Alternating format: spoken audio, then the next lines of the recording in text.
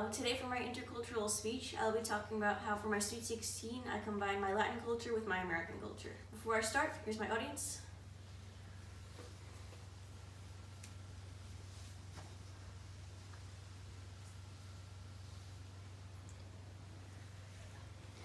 Okay, so for a little backstory, I am part Puerto Rican, part Italian, and part Romanian. And as I have learned from my relatives, each of these cultures celebrates a girl's transition to womanhood very differently, yet very similar in structure. To start, we have the Romanian Sweet 16. These are very similar to a mini wedding, as the girls wear huge ball gown dresses because they want all the attention on them and it's their night. These are incredibly elaborate, and there's a year-long preparation that goes into this, looking for menus, gowns, venues, and specifically to serve Romanian food. Now, on the opposite side, there's the Italian Sweet 18. These are celebrated at nightclubs, large venues, and big homes.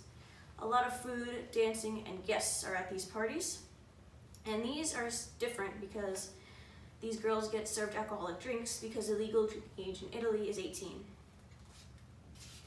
Now in Latin countries, there is the quinceañera or the Sweet 15.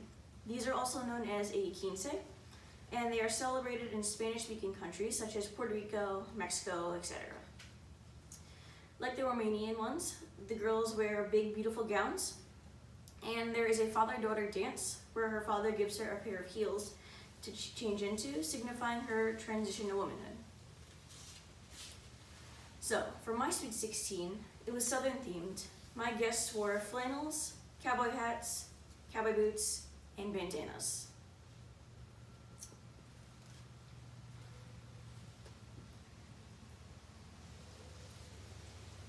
Now for me, I wore a black dress with roses and sparkles on it, denim jacket because it was cold out, gray tights, a sequined cowboy hat, and silver sparkly slippers. Now I really enjoyed that because it was really cool to combine both Southern theme and sort of like a Latin theme. It was really, really fun to see everybody all dressed up. Now, my party was at a barn. The tables we had were covered with brown cloth and plaid table runners. In the middle were bouquets of flowers.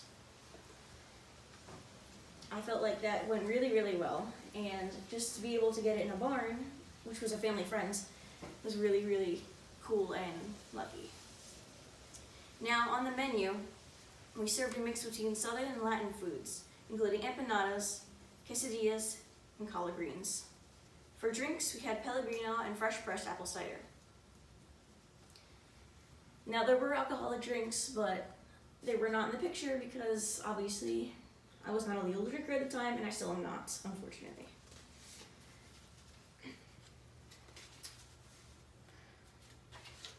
So there were two slow dances with both my stepfather and my biological father.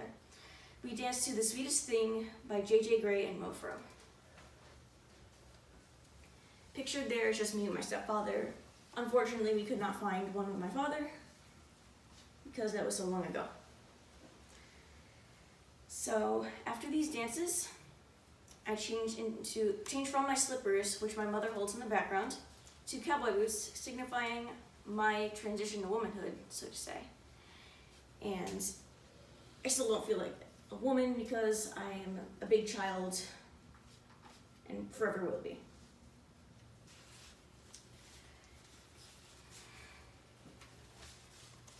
Okay, so on the next slide, my cake was pink and red to reflect my color theme. On the bottom tier was a red bandana, and in the middle was a plaid cake. On top, it was pink and sparkly and had a little 16 to finish it all off. The cake was both chocolate and vanilla flavored, and if I'm remembering correctly, it was separated.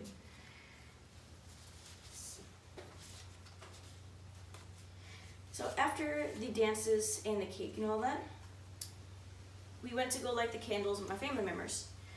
First it was with my parents, then it was my aunts and uncles, then siblings, first cousins, and then second cousins. As you can see, there was a lot of candles on the cake, and it made sense because I have a lot of relatives.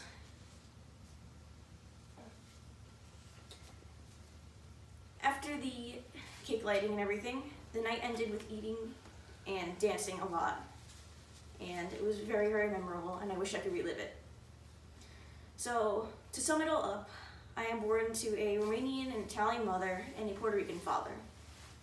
I learned that all these cultures have very different ways of celebrating, yet very similar in structure. I combined my Latin culture with my American culture, and I ended up getting the best of both worlds. I hope you enjoyed my speech, and thank you for listening. One more time, here's my audience.